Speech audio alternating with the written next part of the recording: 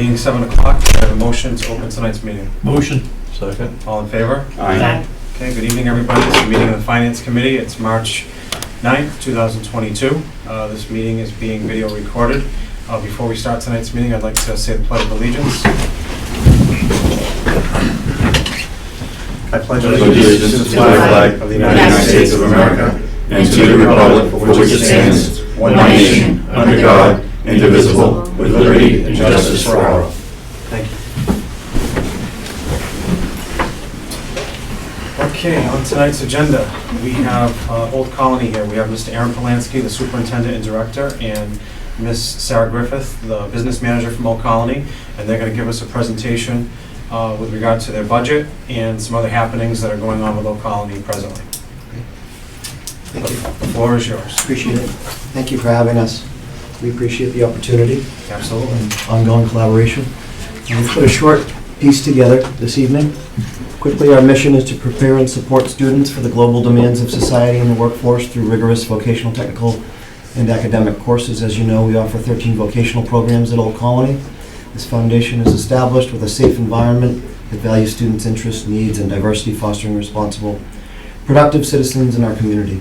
This presentation this evening is not just obviously for our Finance Committee, but also for members of the town. So I state much of what I know members of our Finance Committee may know, but those who may be watching from home may not.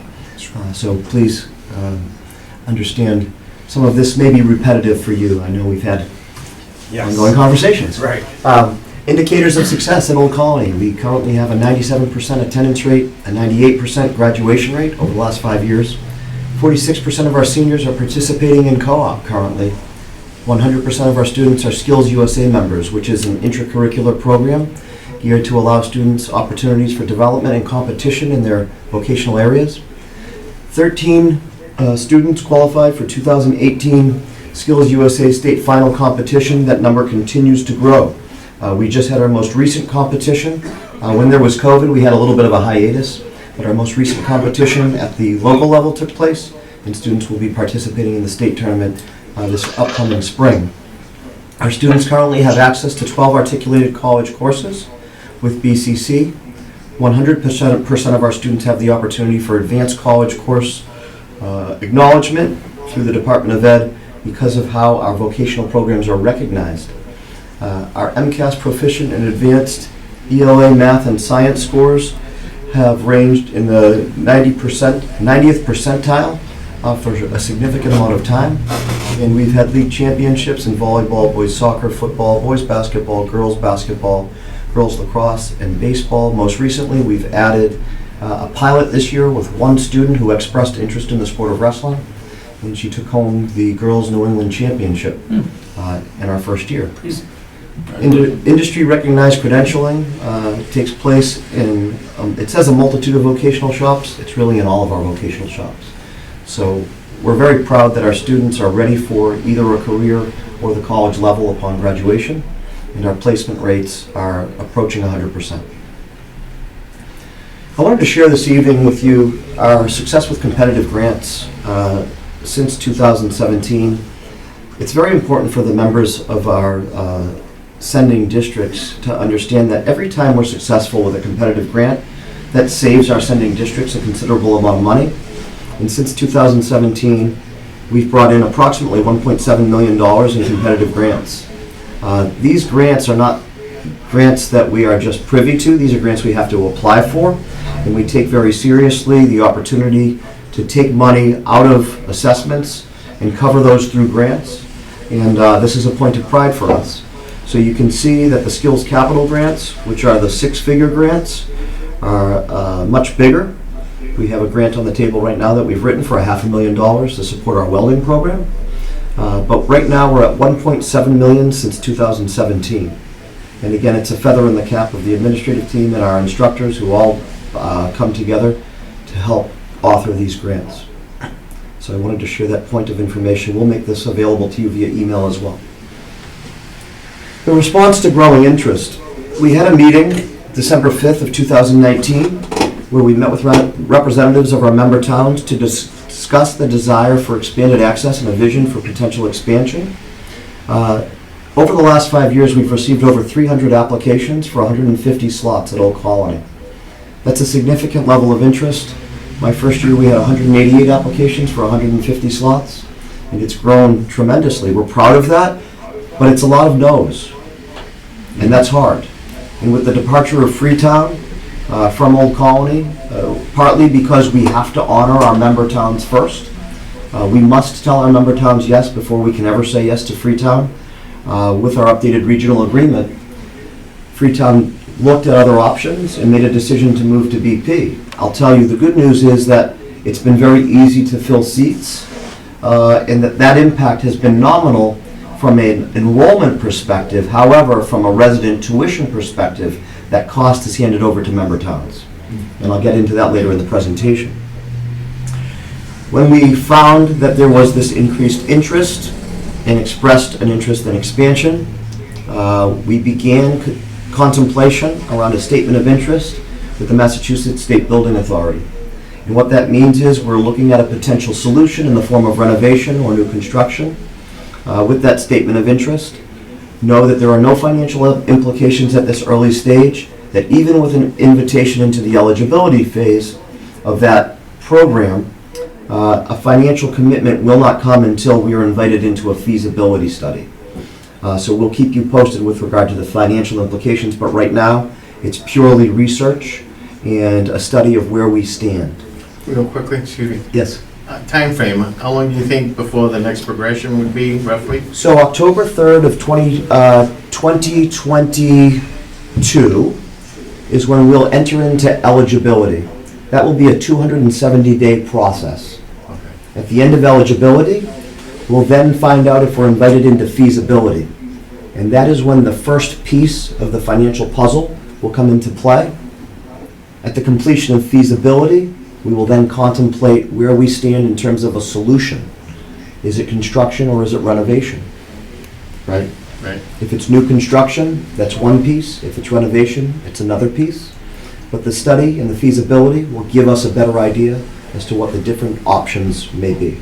Okay. Thank you. You're welcome.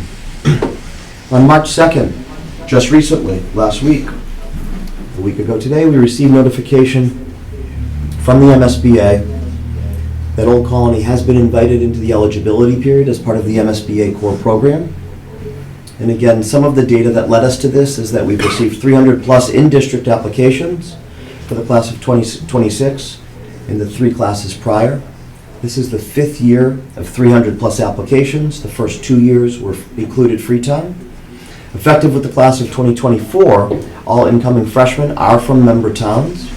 We would like to expand programming to meet labor market demand in areas like plumbing, HVAC, biotech, perhaps something in the vet tech.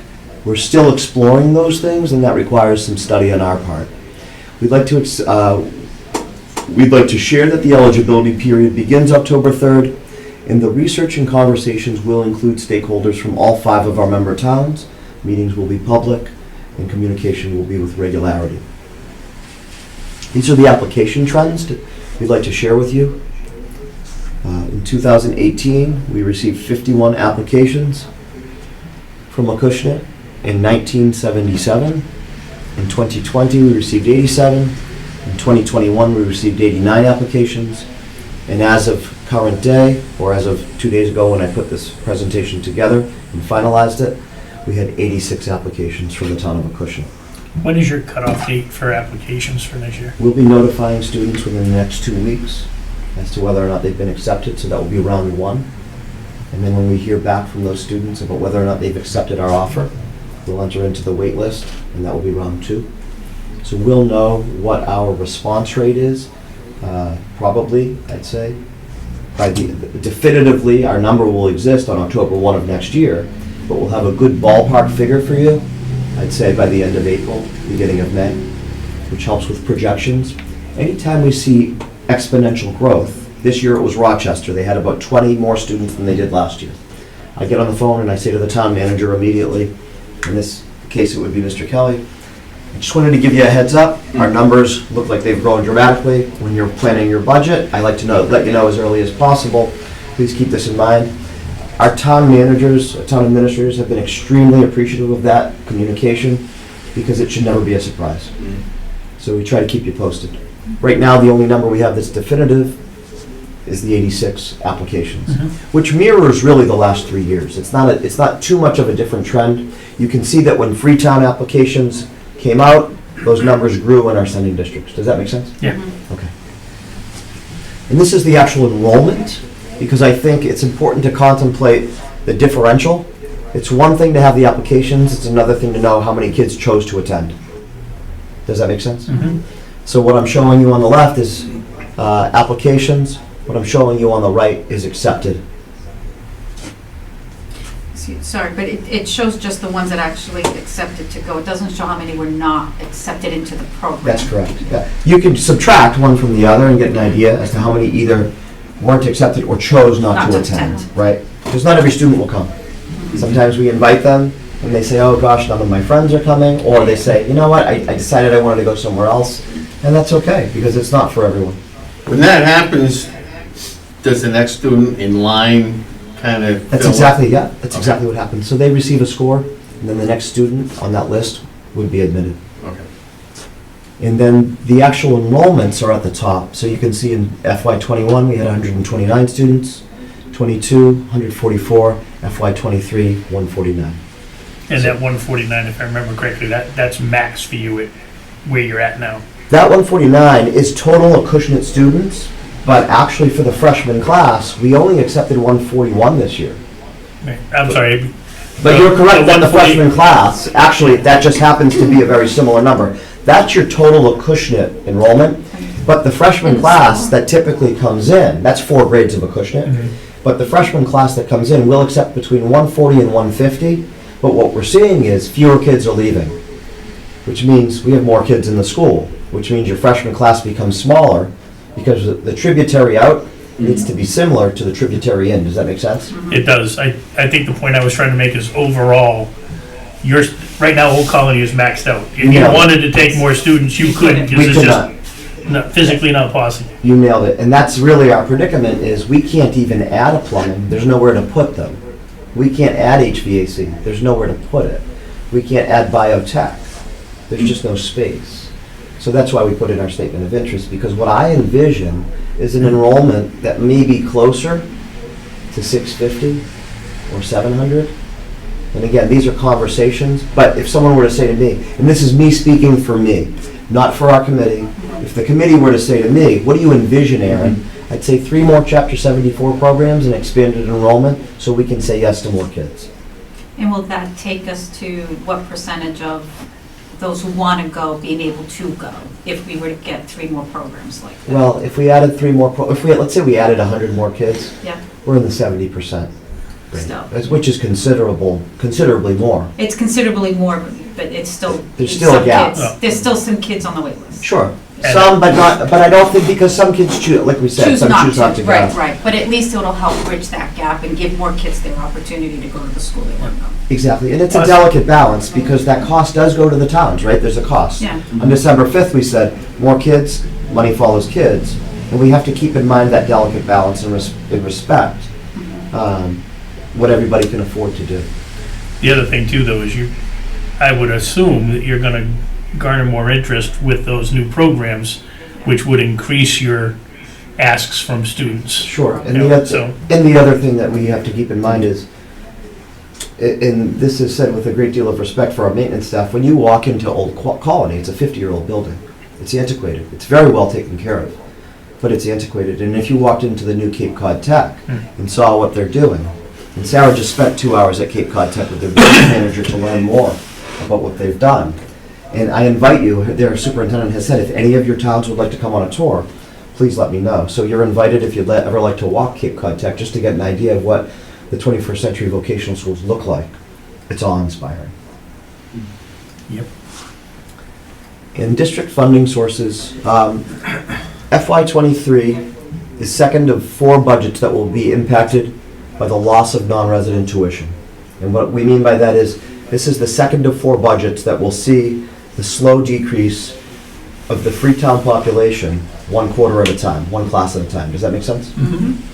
Non-resident tuition will decline incrementally over a 4-year period. And I'll show you a visual of that and how it's been impacted. Remember, that's a funding source.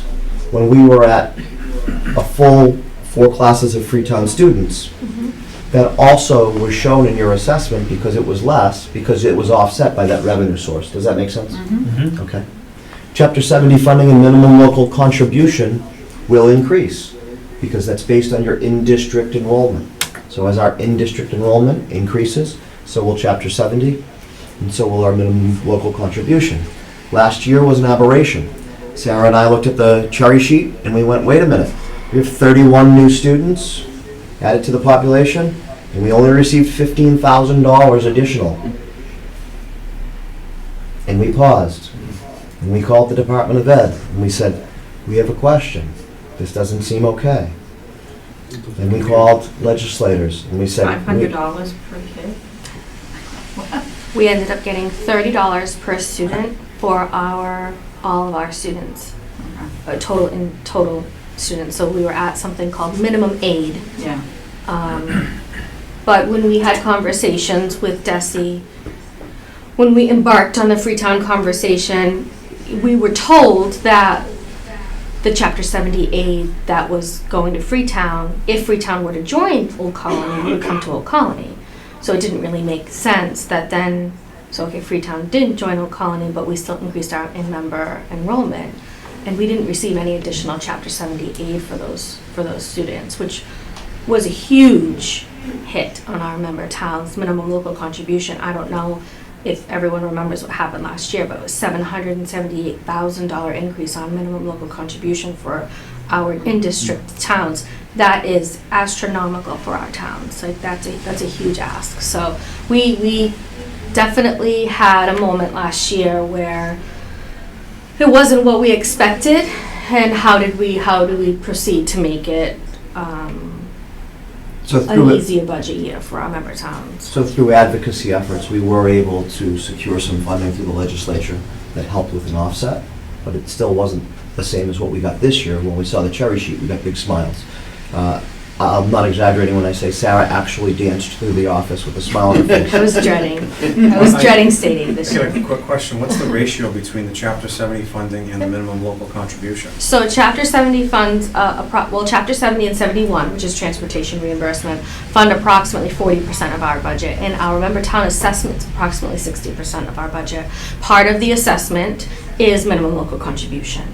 So, and the statutory method for regional district assessment is what's in our regional agreement. So we start with minimum local contribution, and then we add in anything in addition to minimum local contribution based on that number that we were talking about at the top of the slide, which is however many students you have at Old Colony on October 1st. And then transportation, debt, and capital are assessed beyond that. Transportation, the reason it's assessed separately is because we will receive transportation reimbursement on expenses paid in the following year to apply directly to the budget. Capital is assessed separately because it's a different assessment methodology per our regional agreement, and debt as well. And the debt is still the science lab and the roof? Yep, so from, we like, have two back forms to of my debt. day, right? Yes, good memory, good memory. I remember that. And that'll be paid off. We have two forms of debt, our bond, which Yep. was for the roof and the science lab, and then the capital lease. Okay. Um, Equipment for the, Right, Yeah, for the performance yeah. measurement contract, which has a balloon payment, and we have added a little bit to the assessment upfront so that we could reserve some funding so the balloon payment isn't as high in future years. That debt will all be paid in 2025. So that's an update. few more years. A couple more years. That is an update relative to the funding sources. Last year, when we used grant funding, we said to people, please keep in mind, though we were advised not to use grant funding to offset the operating budget, they said that's taboo because it's not a regular funding source. We did decide to do that. This year, obviously, we want to remind you that that is not being done, and that those funds are not part of the revenue or the funding sources for this year. Our regional transportation reimbursement will increase because we've had to secure additional buses due to the fact that Freetown was responsible for their own transportation. So as we take on more of our member students, we also have to provide transportation for those students. And so you'll see that line increase, but so will the reimbursement. Does that make sense? Do you guys run your own buses? We do not, we have a contract with the bus company, Oh, yep, for student, and they've been excellent for us. Yeah. This is just a visual of the non-resident tuition piece, which I think is really important for you to see. You can see how that offset decreases over time, right? So when we were full, grades 9 through 12 with Freetown, it was a $1.751 million offset. In the following year, it's only Freetown students in grades 10 through 12, 1.341. Upcoming FY23, Freetown students, grades 11 and 12, 0.906. FY24, not determined yet because we won't know the exact number of Freetown students. If a student moves and they're enrolled at Old Colony and they're in the 11th or 12th grade, they're allowed to stay. But if they move to Freetown, we can still charge Freetown. So I never throw out a real number there because I don't want people to say, well, you said the number was, and we've learned over time, students move. Guess what? If they move before October 1, that town is charged for that student. So I just would never want to give you an inaccurate number. FY25 is when you'll see that number as a revenue source go to zero. Does that make sense? Okay.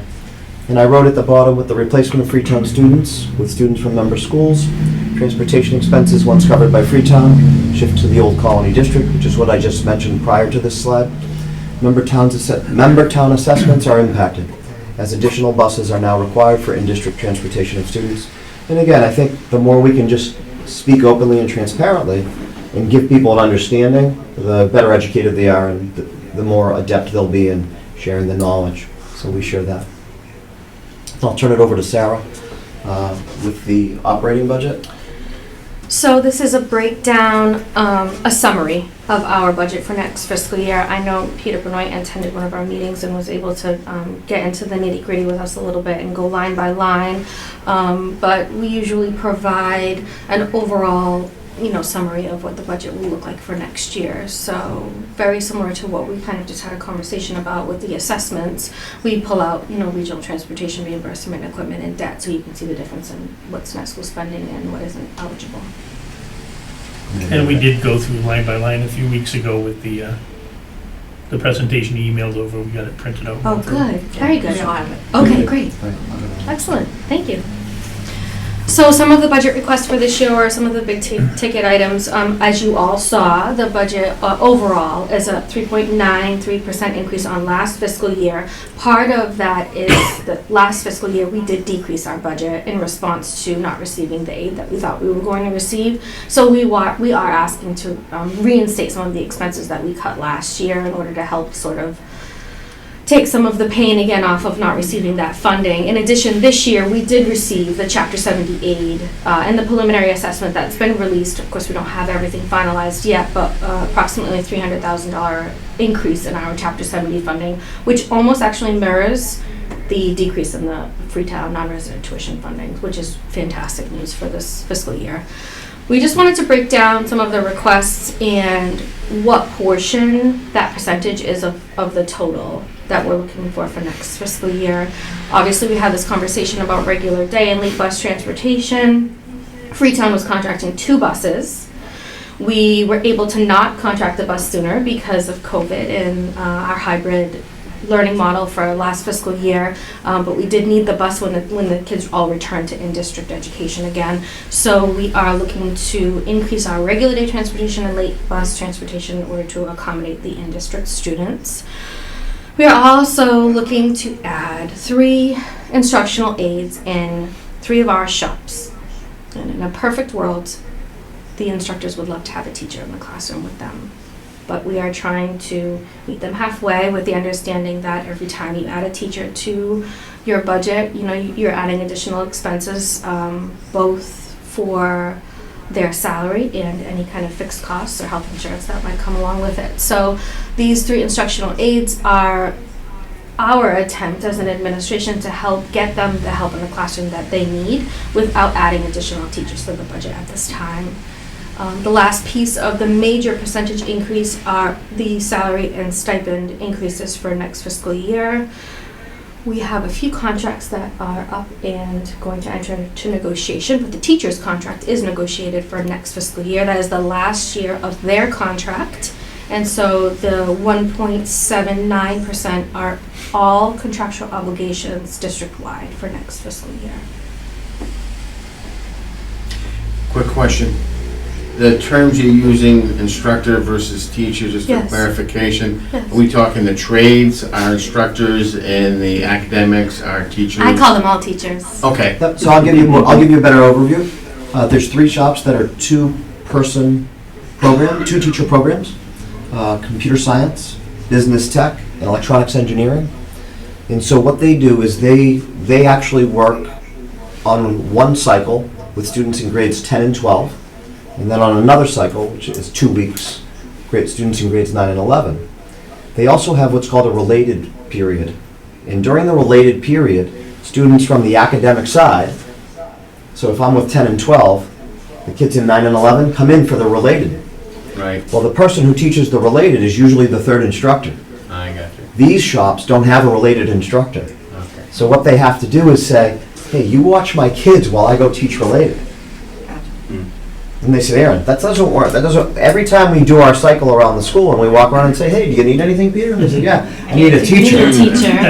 And I said, well, other than a teacher, do you need anything else? Tape? Can I go get your paper? And they said, no, we need a teacher. So instead of having the teacher teach related, we will hire an aide at $26,000 instead of something of in the ballpark of $50,000 to $80,000 or Certified $90,000, teacher. right?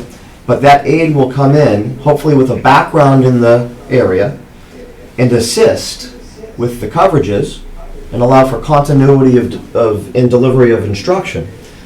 But they will not be a certified instructor in the form of a teacher. Right. And I think that allows us to get the job done while being cognizant of the financial Yeah, it's implications. the middle of the road. It It is. helps. Yes. Yeah, Absolutely. so we're solving their problem and simultaneously being sensitive to the fact that if you bring in 3 teachers, and trust me when I tell you, it's hard for me to lure someone away from a vocational area, let's say computer science. You want to hire somebody, and you want to offer them $65,000 to $80,000 to be a computer science teacher. Guess what computer science kids make out of college? It's a tough sell, Yeah. right? Yep. And so, when we talk about having somebody who can help with continuity and the delivery of the educational model, we know that it's somebody who can assist, and simultaneously we're saving a certain amount of money. Because to be quite honest, we're just not there yet. I felt it was too big an ask, given the nature of everything else that's going on. You know, if we were going to be, if we could get to 3.93 with 3 teachers, I might feel more comfortable. But we would have been at 6, 5. Yeah. Yes, probably 5. And this is an overview of FY23 revenue budget. So Yes, Chapter 70 state aid is right off of our cherry sheet at this time. Transportation aid also right off of the cherry sheet at this time, although I did see an email today that looks like it may potentially go up. yeah, So, Yeah, yours is no, just- the aid, the cost of fuel. Yeah. are we definitely- did actually receive an email yesterday About the from cost. somebody who's a seasoned retired superintendent, and he said, keep in mind, do not cut your fuel costs. Yeah. And if you're locked into a bus contract, it's the best thing that could ever happen to you right now. Yeah. And we are. What are we, a 6? Sarah advocated for a lot of. And we don't have a fuel escalation clause. Yeah. Yes. Nice. So Sarah did I will tell you, she did a beautiful job in writing Do you the expect this specs. war to happen and the oil crisis I to was happen? just trying to bid a responsible bid for as long as I physically Hey, they could. bought off on it, so good. Yeah. And you know what? They are To keep phenomenal. costs fixed as well as possible. Yeah. Well, their service that they provide is truly phenomenal. Yeah, Yeah. customer They've been service is wonderful. fantastic. So as of right now, these are the state aid numbers that have come in from our cherry sheet. You'll see the tuition income applied, $900,000 that we are collecting in this fiscal year. We will apply to next fiscal year's budget. So that's your estimated total revenue we're applying to the budget, which sort of gets to your question earlier. The remaining $13 million budget will be assessed to our member town after you remove the state aid and tuition income. This is the sheet everyone likes to see, which I think you guys have copies of too, which is very good. It will show by each member town statutory method for assessment. Start with minimum local contribution, which is set by the state. Additional contribution above local, your transportation and equipment line, and then the capital and debt. And all of the assessments are based on the number of students you have in the building, except for the capital and debt. In our regional agreement, 10% of that assessment is based on the number of school-aged students you have in town. Okay. So we're just having a conversation about Acushnet, 149 students this year, and based on our assessment, the ask for next fiscal year is an additional $196,000. It looks like there's 5 more students at Old Colony for next year. Does anyone have any questions about this sheet? I know some have seen it before, some haven't. Okay. Kind of gives you an idea of what's happening in our other towns too. Oh. Mm-hmm.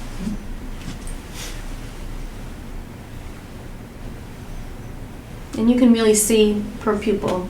We know what happens if you have one student, what happens if your enrollment goes down for next school year. It's a good spreadsheet. I think the other thing to keep in mind too is if you have questions that arise after we leave, we make an effort to be on speed dial for you. Sarah's accessible, I'm accessible. There's a lot of familiar faces here, which is nice. It's nice to walk into a room and know people. It does feel good. Jamie's already been in for lunch. We gave him a tour, so it felt good to know that he had done some work with Mike Fitzpatrick over at Blackstone Valley Tech. I called Doc, I said I had lunch with Jamie. He said, oh, very cool. But Doc is actually one of the seasoned superintendents who has a brilliant mind for budget and has been a mentor for me. Sometimes I'll say to Sarah, hey, can I run something by you? And Sarah's like, yeah, that's spot on. Because it's important to remember that not every superintendent came from a business manager's background. So I feel very lucky to have Sarah by my side. My background is a wellness background. Assistant principal, superintendent. So it's nice to have a team of people who can certainly bring this level of knowledge to the table. But we have an open door, open email, open phone line policy. It can be of help. Answer questions, let us know. Before we go to questions and answers, I did want to share one piece. I know in the past we've sat with the selectmen. They've asked questions about projects locally. We just finished a big project at for the Acushnet Public Schools. We've built a pretty sizable shed. If there are pieces that ever need attention in town, we're a production-based school, please let us know. I know that we've collaborated on a multitude of things, but it's a very rewarding opportunity for the students when they know that they're giving back, and that becomes visible. I know at town meeting, the podium presentation took place, and one of our carpentry students was recognized. And it's just a meaningful opportunity to extend praise to the kids as well. So I wanted to thank you for that. Just so the committee knows, I've got a wish list, and Aaron and I have already talked about it. Yeah, indeed. So, Jamie met Beth Patello, our vocational coordinator. He's got her card and her number, and they're going to be coordinating on a couple of projects. After we finish on the budget, we've got a couple of projects that they can help us with. Sounds good. Excellent. Any questions? Or? No, I just want to say thank you to you guys. This is my first year on FinCom, and it was supposed to be 2 of us on Old Colony, and ended up just being me. And the spreadsheets, the detail, it made it very easy to go through and see exactly where the costs were, and you don't get that visibility in a lot of different places. So it made it easy. I appreciate it. Thank you for the feedback. Yeah, Appreciate that's it all very Sarah. much. And I think again, I can't say enough. I feel very lucky. If I have questions, she always says, hey, look over here and you can find it here. Or I sent her the presentation and she said, there's too many words on that page. We need to make it bullets. And I said, what a great thought. But I think that's what teams do. We just give each other feedback and we make it better. So Thank you all. I think Old Colony is awesome. I mean, you guys do a great job, and I'm a big proponent of folk schools. I mean, I come from a trade industry in Boston, so. Thank Yeah, you. I think we need them more now than ever. There's a lot of, There's definitely demand. there's a huge demand in Mhm. trades. If Well, I it's was- if fun I was to- a high school student at this point, I think I would pick a trade school. Absolutely. I've said that to my kids. I have 6 kids. One's 22, one's 21, but the other are all high school. The others are high school or younger. And I've said to my kids, to have a skill, You cannot take that away. you can't take it away. And to go to school every day and be a part of a cohort that feels like a team builds a connection for kids that's palpable. So when you walk through our shops and our programs and you see these kids involved with their colleagues, and then you hear them talk about the work they're doing, they're articulate and they're knowledgeable. And when you see a freshman in front of a computer screen in CAD and they're doing things that absolutely blow your mind, where you wouldn't know where to begin, if I were to say sit in front of the screen and do that work, it's mind-blowing. And so now they go if they go to college, they're so much further than their peers because they have a working knowledge of what's already being taught at an entry level for the other kids. And It right gives you now, an advantage. And It it's such an absolutely gives advantage. you an It's advantage. unbelievable. My grandson's graduating this year. My grandson's graduating From from Old college this Oh, year. okay. Oh, Yeah. wonderful. What shop is Machine it? shop, Okay. Kyle St. Jean. Oh, okay. Plays baseball, pitcher for you Yeah, guys. Yeah. Yeah. And the kids in Machine. He loves it. I mean, the co-op opportunities for those kids is unbelievable. I know right now, the current contract in Boston for 537, which is pipe fitters union, they'll just get, at the end of that contract, 62 an hour in the pocket. That's just that's just in their pocket. That doesn't include the benefit package. Right. There's a young lady, Rochelle. She's an Acushnet kid. She graduated a few years ago, and she's part of the pipe fitters union. 537, We just did a piece on her. and that's good, And all the trades, like I said, I come from a crane industry, but yeah, all the trades are like that. Yeah, that's great. It's special. Gotta push trade schools. Mr. Chairman, what you haven't heard is, especially in Bristol County, the Votex and the agricultural high school, which you came from, Yeah. prepare students on the academic side at a level equal or higher to the general education high schools. It is something that they're bragging about their technical, but their academic standards are so high. And You can see that by their MCAS scores. Yeah. that they showed. Yep. I was Students like, that's want to pretty be impressive. there. They're not going because they have to go to a high school. They're enrolling, they're applying, and they want to be there, and that makes a huge difference. And that Yeah, comes yeah. from the leadership in the school on down through the teachers. And when they can produce a product like that, it's critical to support them. Those MCAS scores, how recent were the averages on it? Those were a couple years old because of COVID. I just didn't know if, Yeah, we performed higher than the state average during COVID too, when we were doing MCAS. Right now, we just brought on an Achieve 3000 program where we're doing Lexile measurements, which is new to us. We hadn't done a lot of work with Lexiles in the past. It's going to tell us reading and comprehension levels and where our interventions need to take place. We've also partnered with Mass Insight, which is an AP developmental program. So now our AP scores and our AP students who are involved in our AP courses are going to receive special mentorship along with the teachers. We're going to be positioned with mentors who have a track record of high scores so that they can better develop our AP students. So those are two of the recent investments we've made on the academic side, which is pretty impressive. And then we've implemented the teacher expertise model, which is a model I learned about through my work at Harvard University.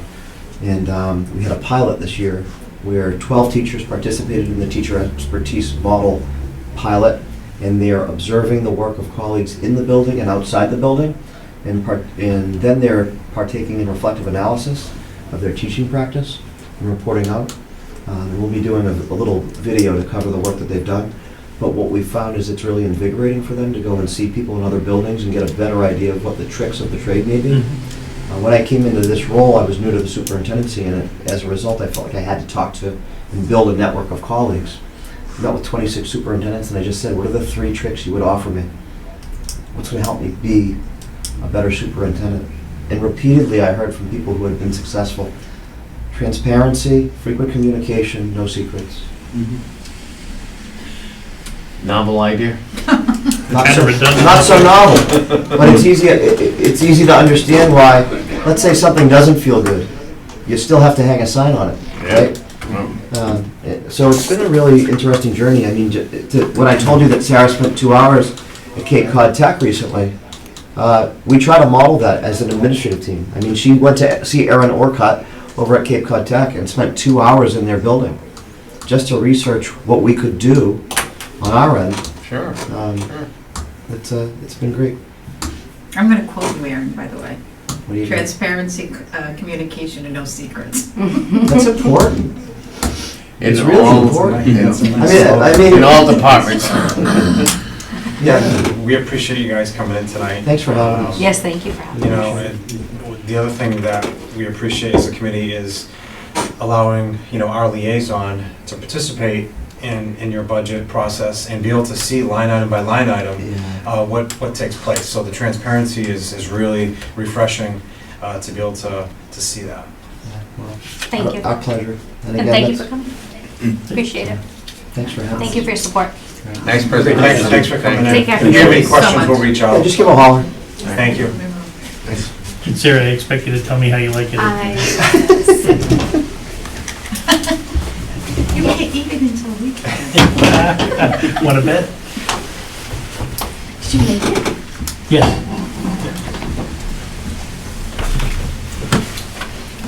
Mel and Kathy, I'm going to plug you back into the big screen if I can. Only Acushnet schools would be like that.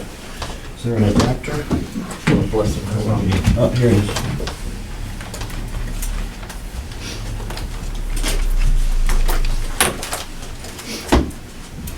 Perfect. Here we There you go. go. There you go. Nice to see you, Jane. Nice to see you. Appreciate it. No problem. Give me a buzz. I was taking a little bit creamer when Tell I just put Dr. down Fitz the I said board. hello. She's up. I'm going to talk to him about it That's tomorrow. not fair. He just Sorry. showed support for Bill, so that's good. I'm gonna excuse Aaron, myself if you and go could just stand over remember there. to send me the info so that I can get the scholarship in the works. I will do that, yeah. Thanks. I'll copy you on the Zoom for tomorrow's meeting. Okay, thank you. Thank you. Is it good? It's like fudge. It is very dense, but that's why just that cupcake size is perfect for dessert. He made them. He can sing, he can bake. Yeah, he's a Look at a keeper. man of He's a many keeper. talents over here. Hey, truthfully, I can dance too. Homemade whipped cream? Not tonight, please. Yes. Usually, yes, but no, that's just Cool Whip. No, it isn't. You should have told Thank us you it so was much. also. I'm not gonna lie to you. Usually I make it, but tonight I just didn't have time to do the whipped cream. Thank you. Yeah, I gotta do that. Oof, man. That's it. I didn't bring readers with me. I'll forward the presentation to you as well, Thank you. That would be awesome. and maybe I'll forward you both and you can send it to everybody, is that okay? Sure. I don't know if I have everybody's emails. I think I did, I remember sending you all. Maybe my Jolene emails at has one them. point. Jolene might have them all, but I'll Yes. make sure it gets out to you Okay. by tomorrow. Appreciate it. That's great, thanks, guys. Thank you. Have a great night. Be safe driving. Thank you. too. Thanks for having us. All right. Okay, our next on the agenda tonight, we have some meeting minutes to vote on from February 2nd, 2022. In attendance at that meeting was myself, Pete Benoit, Eric Chu, Sue Delgado, Bob Ferrera, Eric McGlynn, and Gail Rodrigues. Absent was Mr. St. Jean and Jackie Stanley. Make motion. Second. All in favor? Aye. Okay, minutes are approved. Next up would be any old business that anybody would want to discuss. All right, if there's no old business. Under new business, I'd like to have our town administrator, Mr. Kelly, present us with some new information that he has. All right, these are all in draft form.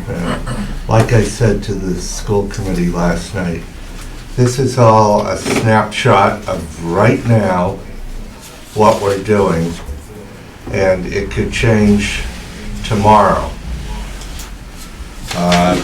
The original revenue estimate revenue recap sheet is your top sheet that I gave you, and that shows what I was presented with as far as revenue sources when I got here about a month ago. And I came down to look at what was going on. Some things didn't make sense to me. And I thought some things were low. I also thought some things needed to have data to back them up because I'm data driven. So when you look at the revenue comparisons on the second sheet, when you look at fiscal 21, for example, the motor vehicle excise tax, the estimate was $1,100,000. The actual was $1,007,000 and change. Fiscal 22, the estimate was $1,003,000. When we look at collections right now, we're projecting $1,007,000. So rather than the original estimate of $1,002,000, I've increased it to $1,005,000. And you go down and you see there are also places that I'm looking at collections, or I'll call them collections for a generic term, but there are some that are going behind what the estimate were, so I've lowered those. And I've checked with water and solid waste, and those are exact figures from them. And looking at their data is very good. So bottom line is, when you look at the FY23 estimate for revenues, I've corrected it, and that's your third sheet. And You found us 82,000. huh? So it looks like you found us $82,000. No, that's the delta that I'm waiting to find. The $1,000,004 is the increase in the budget. The revenue I brought up to $1,318,000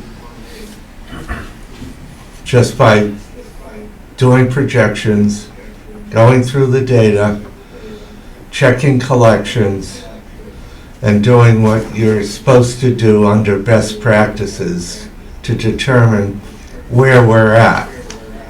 Now, as I said, this is a picture of today. Right now, Chapter 70 and unrestricted general government aid, local aid, are the governor's cherry-shaped figures. That's the figures in red. MMA is talking to the legislature and says the minimum that the UGGA should go up for Acushnet, looking at the surplus that the state has, and where it should fall would be another $76,000. That MMA does not get involved in the Chapter 70 fight. That is another group. But you're looking at a very possible increase there. So I think just looking at that, as long as the selectmen approve my figures, then we will have a balanced budget.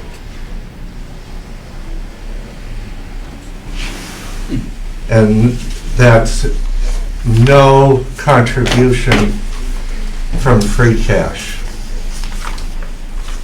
Is that taking consideration articles and? I can run through it. I don't have a handout because I haven't sat with the Selectmen? selectmen on it, but I'll just give you a heads up on what my recommendations are going to be.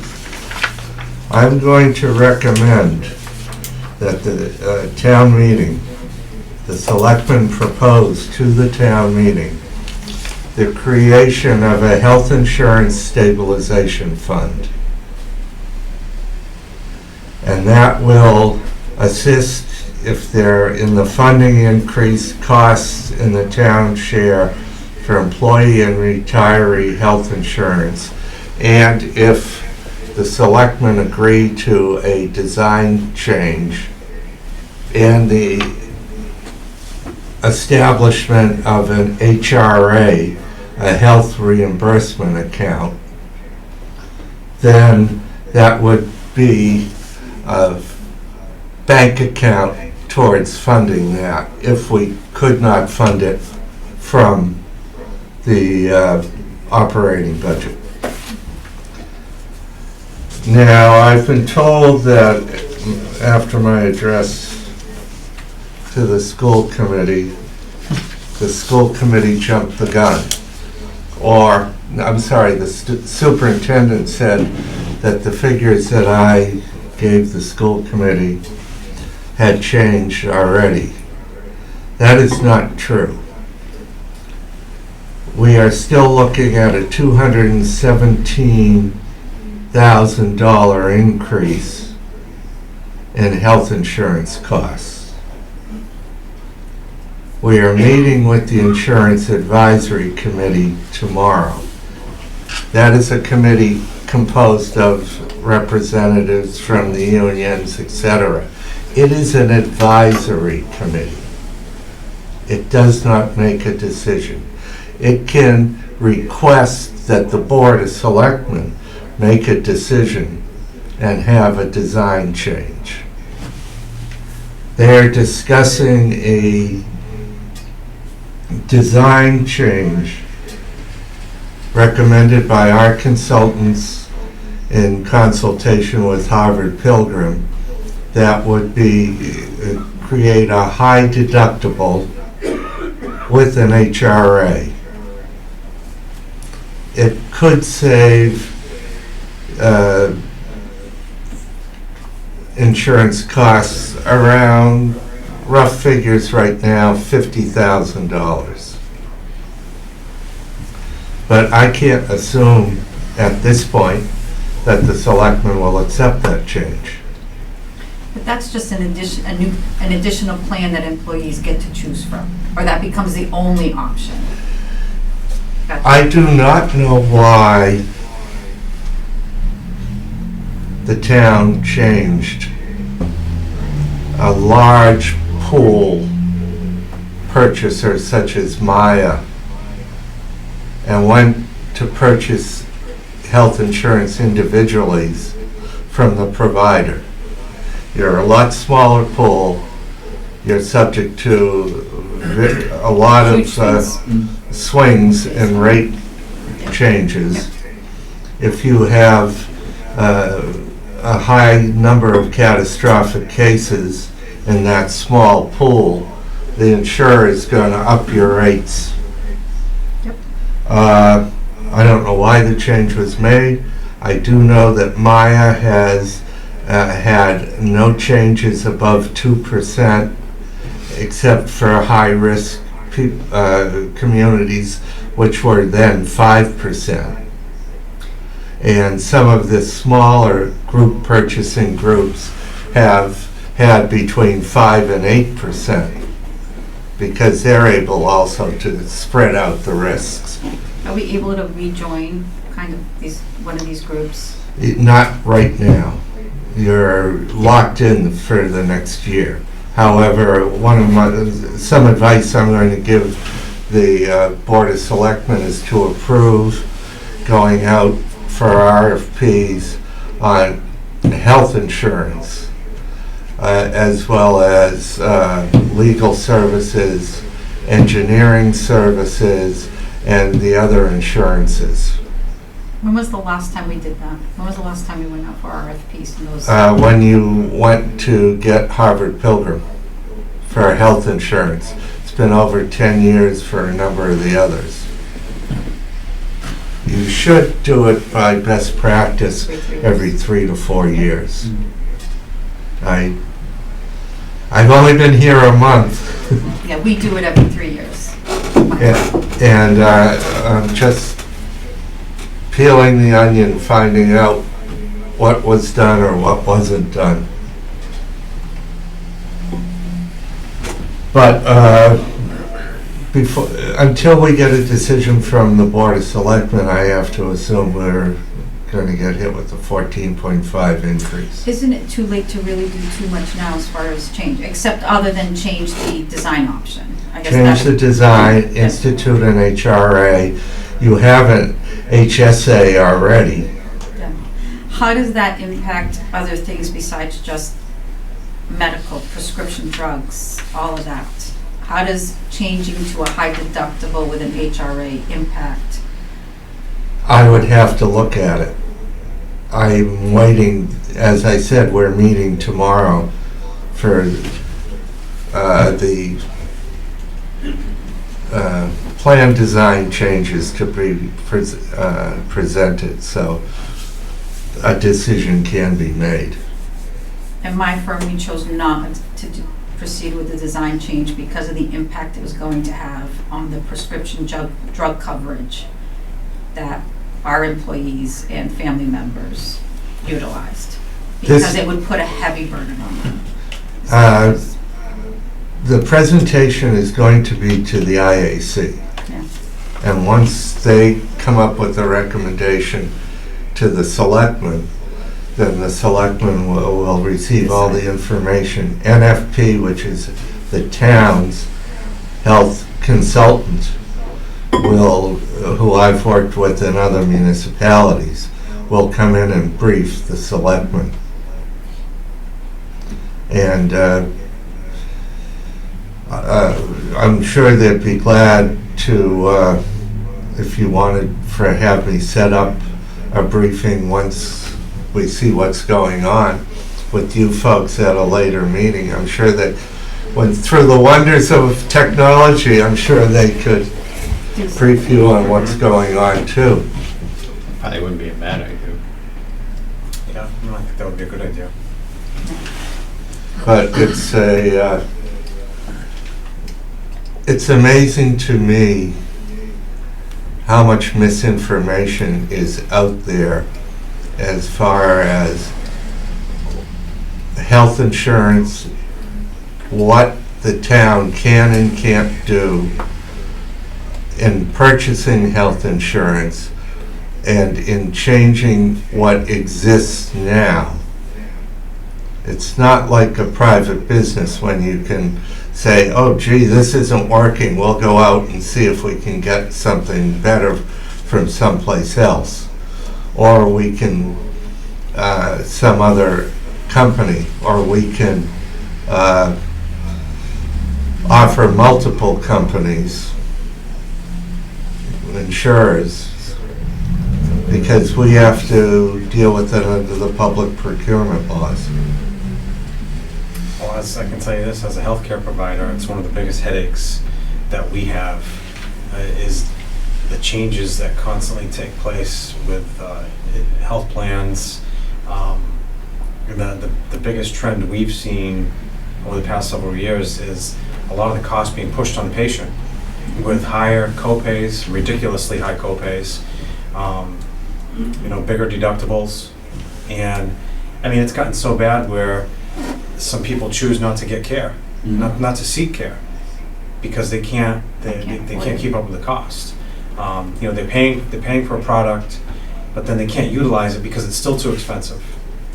You know, so it's a big problem, and I don't know how it gets fixed. Don't know what the long-term solution is right now. I don't know what the long-term solution is. I know the short-term is to go out on an RFP after we get done with this cycle and see what's out there. I will tell you that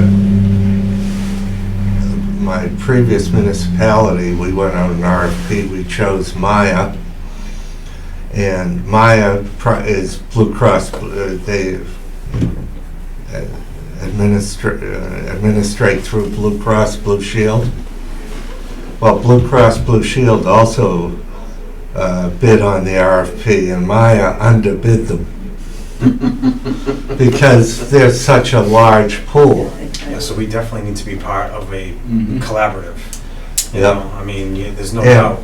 And I caution the town as far as the GIC goes, because the GIC that the municipalities join is not the GIC that the state workers are part of.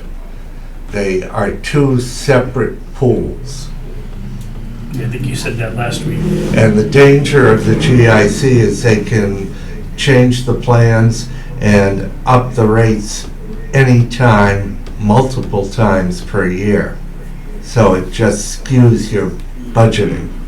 I think the GIC plan is popular with like the union laborers. That's where I see patients coming in with those those plans. Well, the other issue with the GIC is, as far as the municipal pool, it's for the high-risk communities that have had multiple years of terrible cost ratios, and they can go to the GIC and it's better for them. But any town that has moderate or low cost ratio over a long period of time, and this town has only had the high cost ratios recently. And I think Harvard Pilgrim, who was flat rates for a number of years during COVID and saw that high cost ratio and knew that the town couldn't go out for an RFP quickly, hit you with a 14.5.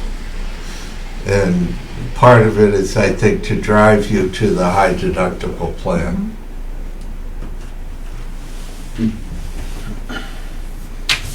Not that I'm jaded in my view.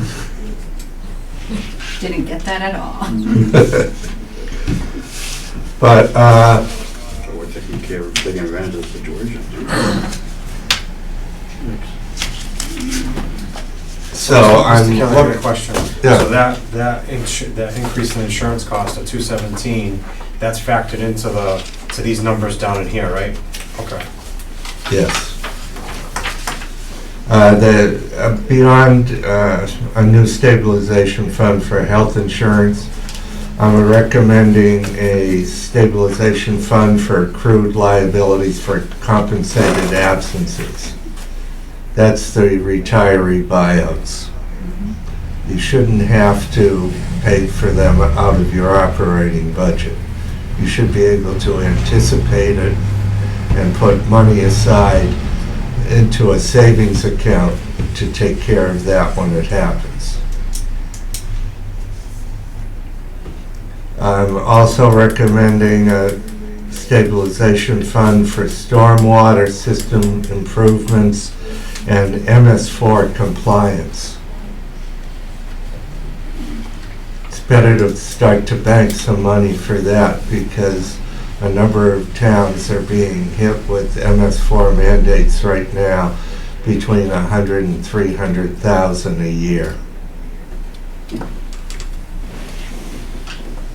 And I'm also recommending additional money be put in the general stabilization fund, the capital expense stabilization fund, and the OPEB trust fund.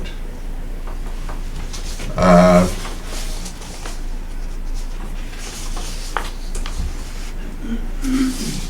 This seems like a silly question, but those are a lot of funds to put money into. Is there gonna be enough to go around? Back of the envelope.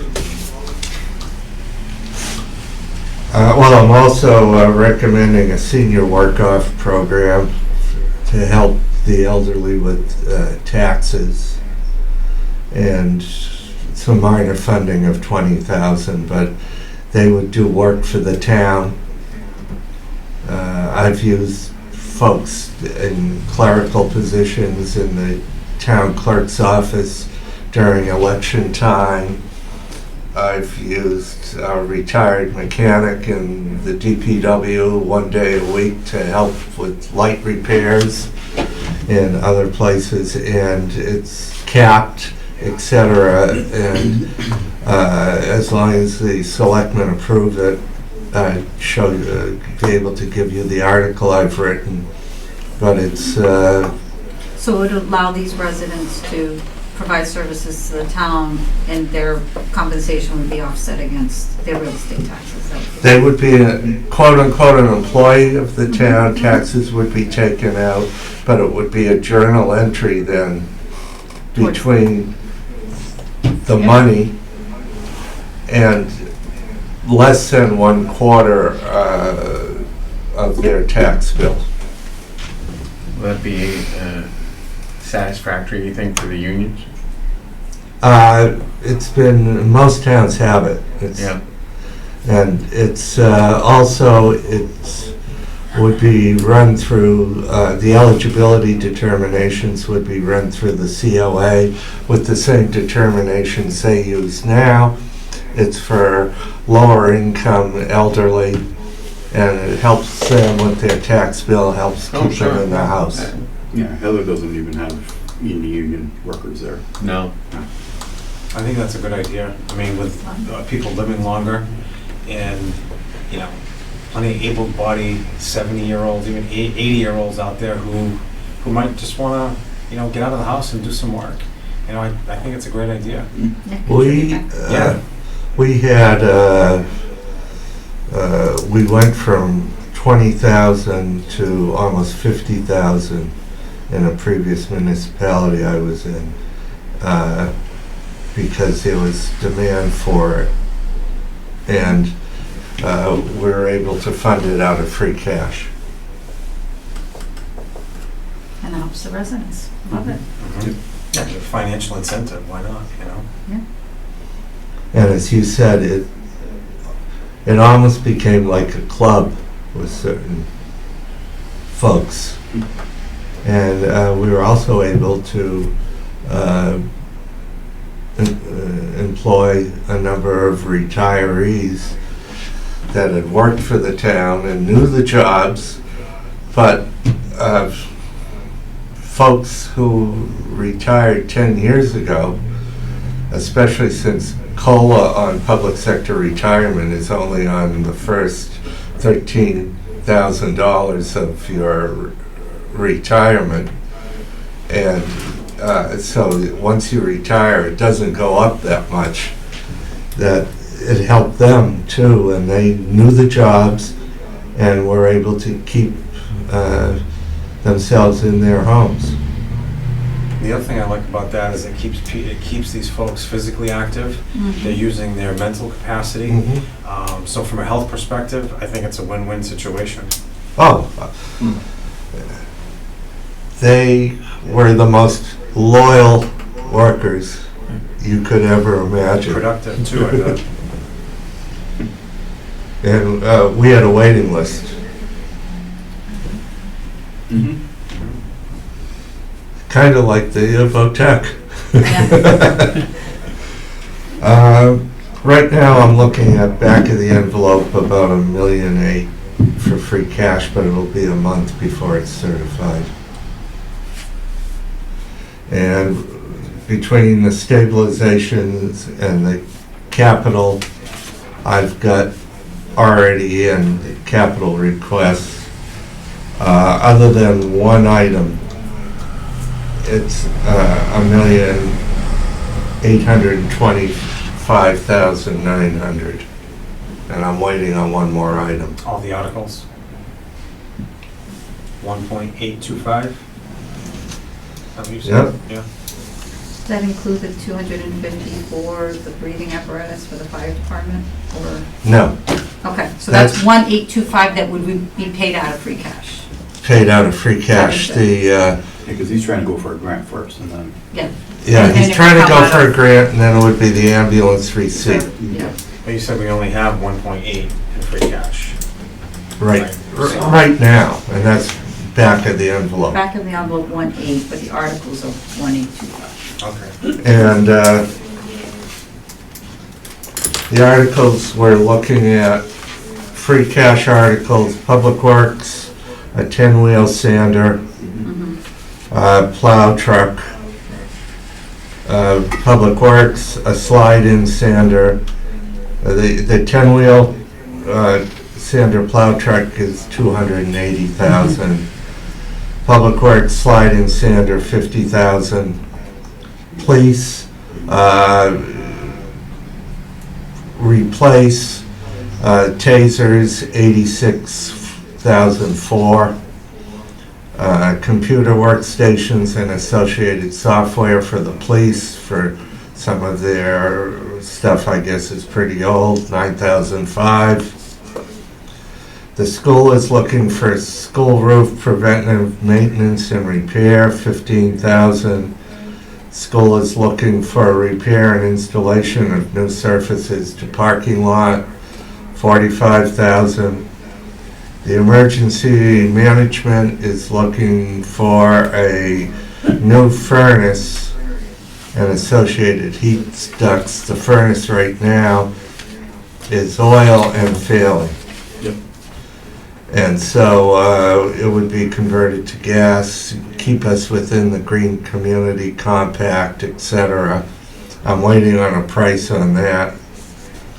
The fire is the breathing apparatus, and that's $320 from either grant, ambulance receipt, or whatever other rabbit the chief can pull out of his hat. New chief. The historical committee's looking for $3,500 for fencing, repair, and replacement on Lime Plain Museum from CPC funds. CPC is scheduled to meet.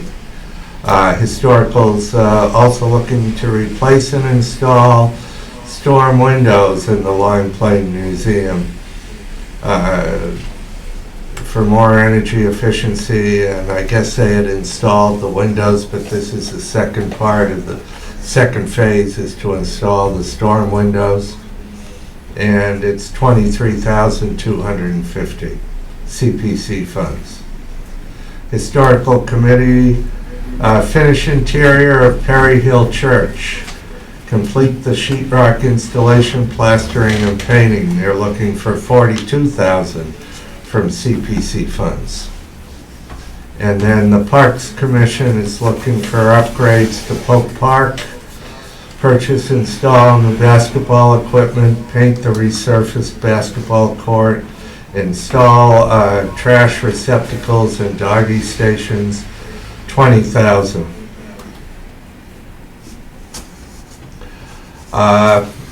As far as what we're looking at, as far as the warrant goes right now, bear with me while I find that page.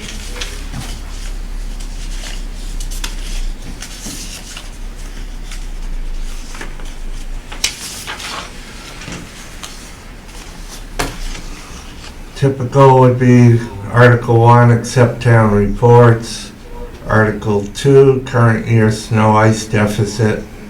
I don't know if there'll be another deficit article. We're looking at, right now, the legal fees. Right now, we're at budget. And we've got months left in the year. So I imagine there'll be a deficit. How much? We'll have to see. For the consent agenda, you're looking at the PEG access cable related article, apply and accept state and federal grants article, the Chapter 90 authorization article, treasurer's authorization article, the revolving funds authorization article, cemetery board authorization, parks and recreation board authorization, and the library's authorization to sell books. That would be what I'm recommending as a consent agenda. Stabilization funds, I discussed them with you. Then you'd go into the new appropriation articles, the budget, the capital article, your sewer enterprise fund, golf enterprise fund. There's one capital golf article for $150,000. I've also included articles right now for these various capital CPC stuff. I've got to check with town council to find out how you folks set up the CPA and et cetera, and whether it could go in the capital article or it would be separate in CPC articles. You've got 2 zoning amendments coming down, one solar moratorium and one 2-lot rezone on Bradford Street. And then you've got a citizen petition. And Are we then gonna have the explanation, the detailed explanation of those? on the zoning, Yeah. the zoning, the solar moratorium is 180 days to allow the town to catch up on their zoning, the setbacks, the screens, etc. And the Bradford Street one is, there's 2 lots that are right on the border, and it almost looks like spot zoning, so this would move them into the district of everything around them. The only reason I asked that is in the past, we would get these articles presented to us, especially related to zoning issues, and sometimes they would be so complex. And I would, as just looking at it, I'd be like, I wish this was in layman's terms, instead of, all the technical verbiage. The legalese that's Yes. required for the, zoning laws, but The Dumb it solar down. moratorium is very similar to the marijuana moratoriums I think you've seen. And it's just for 180 days for the town to be able to catch up and make sure their zoning protects the town before any new arrays can be presented for permitting. Is that As what the far zoning as- articles are gonna be about, it's because of the solar farms? Pardon? Is that the zoning articles are about rezoning stuff for the solar farms? No, all this does is it stops new permitting for 180 days. Well, that's why I was wondering, was that like a whole, so they can clarify the zoning? Yes, Okay. it's to clarify all of the solar array zoning. Right, and when you say solar array, you're talking about the farms themselves, not for residential? So we, As I understand it. Yeah, with the energy costs right now, to try and tell so, a resident they gotta Yeah, wait 6 no. months before they can do something. No, KP is putting it together and they understand it. So where you have the big solar arrays, so you can make sure the setback is correct. You can make sure the vegetated screening is correct. You can make sure that there are no impacts on drainage, all of those type of things. so we can't start drilling for oil in town for 180 days, is what you're telling me? No, it's solar. Oh, okay. Oh, so we can start drilling. Drill, baby, drill. All right, let's get going. Drill away. Let's go, so we can lower these gas prices and oil prices. And there's a citizen petition I really haven't reviewed yet. We have So no we're gonna- idea what's about. And we're waiting because we still got 2 more days before the warrant closes. So we will have, as our committee will have all this information that you just said, that you just Yeah. read to us, okay? It's just, it hasn't closed yet, so, Mhm. and The other- then it goes, the other it goes to question I- both you and the selectmen. Yeah, the other question I had is, we had all received these binders with all, the various budgets in there, and it was dated 2/11/22. There's So been we're changes. gonna get like an updated version for everything, correct? Melissa has promised me I will have She's nodding. the changes tomorrow, Okay, and Yes, everything's updated, I'm just doing some final tweaking to make sure you guys get it perfect, but I have it all entered. I just want Jamie to look at it before I give it to you guys. yeah. Thank you. so everything, we're not gonna go by anything that's in here then?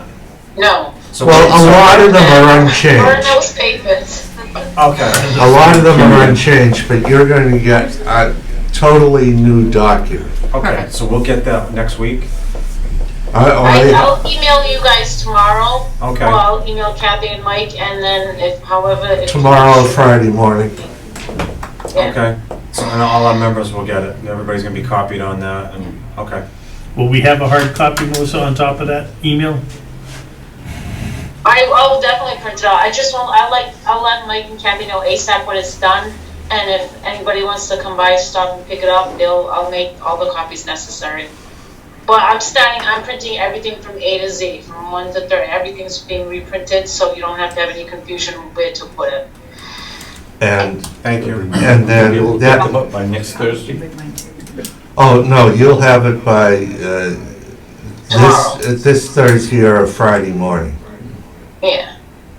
Okay, Because I'm away next week at a class, so I need to get it to you guys this week, so you have time to And look at it. then it'll go to the selectmen on Friday, and we will have a meeting on it on the 15th. If I get it tomorrow, I can print it in the office on the bigger paper, so if For everybody? By 17. I can get it, if you give it to me tomorrow, I will print it out. If I get it tomorrow, I do have your email, so I'll make sure I send it to you also. if you send it to me, I can print it out and I can try and get it on bigger paper. I've got the Okay, huge good. paper too at the office. I think that's too big. Now, I want to caution you folks that the selectmen, there are some things in the draft that are proposals I'm making to the selectmen. That doesn't mean that I'll accept those proposals. Okay. And there could be changes in what they want, but I think I've included most of the changes. As long as we're abreast of all this prior to when we start our deliberations. As long as we're ready to go at that point. Well, that's the 3 words. I mean, Transparency, communication, and no secrets. yeah, I mean, that's what I've tried to do with you folks since I got here. Mr. Kelly, do you have anything else? Because I was just gonna bring something else up under new business. I have a question for you. Okay. Okay. I know you just got here, you've only been on the job a month or so, but I'm just curious, I haven't heard any more about the old Russell Memorial Library. It was a veterans conversion. There's, that hasn't That got scrapped. come to, I've only been told that there were various plans for the Russell. Right, it was supposed to be a veterans. But- Yeah, like but- a transit, like a but- temporary house. Yeah, but that's as far as it's gotten. I haven't looked into it. So we still have that property, and we're Yes. still responsible for that Yes. property. Okay.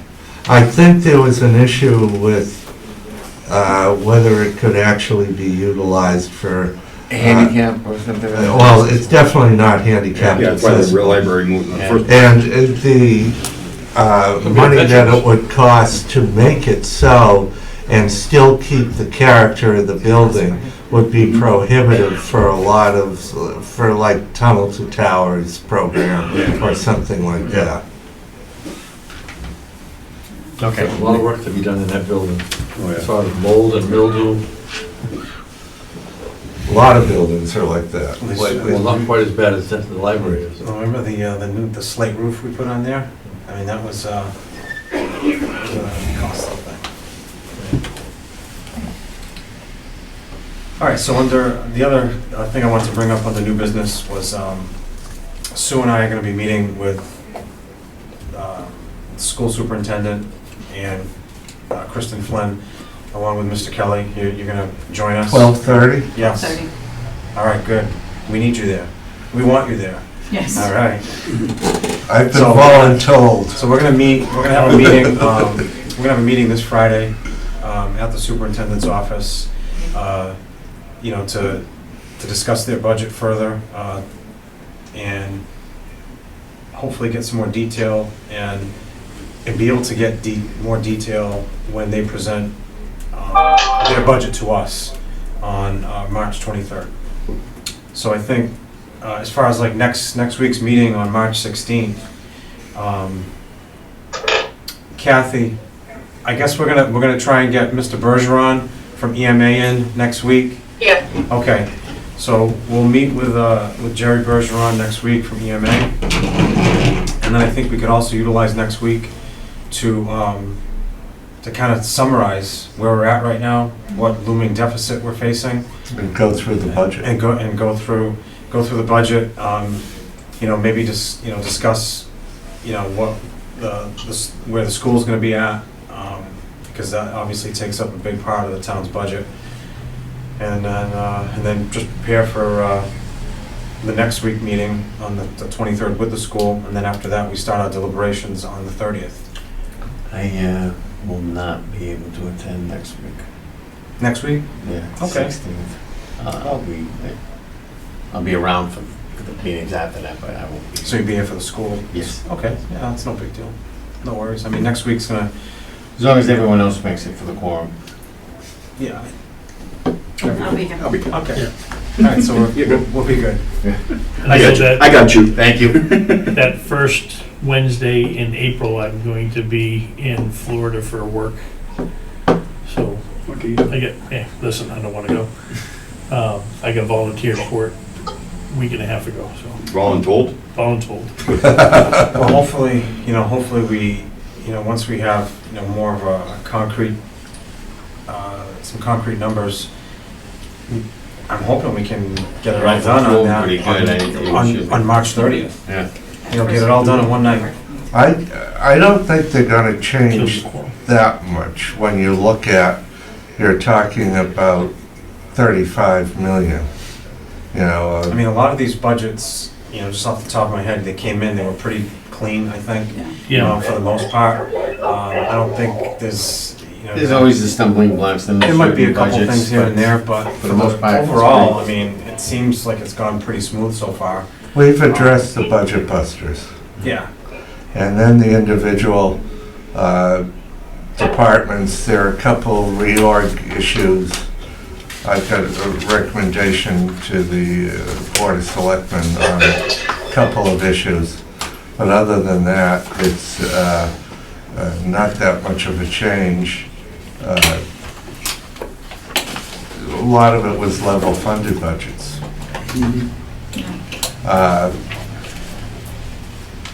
You're lucky in that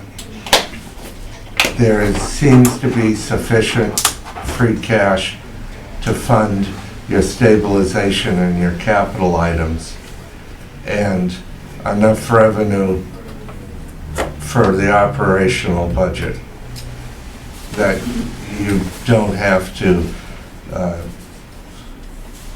on a level funded budget, cut the budgets and go into the bone.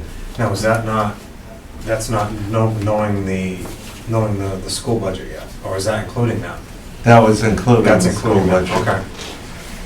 okay. Give or take, and I said give or take maybe 50K.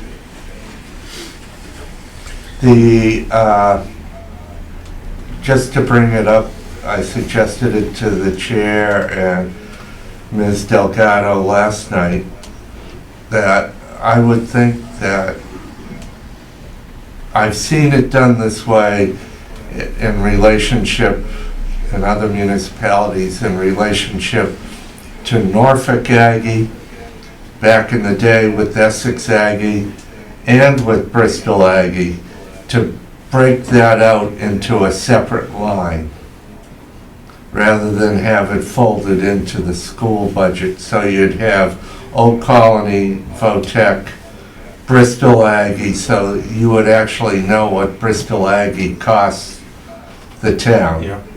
And then the Acushnet school budget. I think they should be easy enough done, though, right? I think so, and I think it would help, especially in the future, if, you know, when, in case there's a spike like you've seen in Old Colony and Bristol Aggie. That's where my daughter wants to go. Well, I mean, they presented the Bristol Aggie numbers last night, the Yeah. contribution. Yeah, so I think that it could be broken out with Yeah. that and transportation. Yeah. Yep.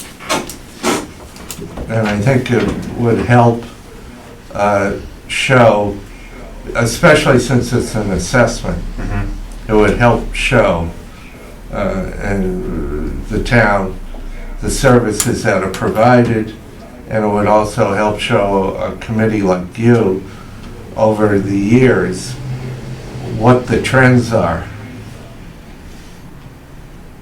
Probably long after I'm not here. All right, so we're all set for next week. We'll be meeting here. Thanks Kathy, thanks Mel for attending tonight. Appreciate it, always.